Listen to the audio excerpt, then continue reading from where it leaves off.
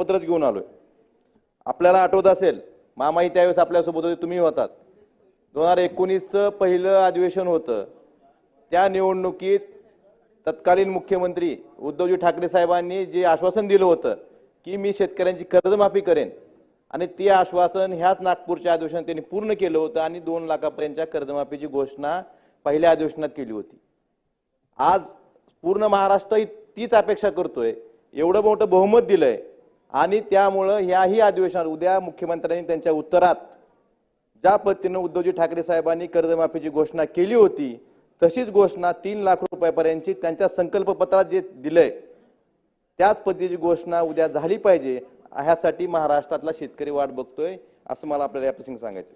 त्यात त्यांनी दुसरं एक सांगितलं, आम्ही स्टेट जीएसटी ही शेतकऱ्यांना खतावरला किंवा बाकीचा जो स्टेट जीएसटी शेतकऱ्याकडनं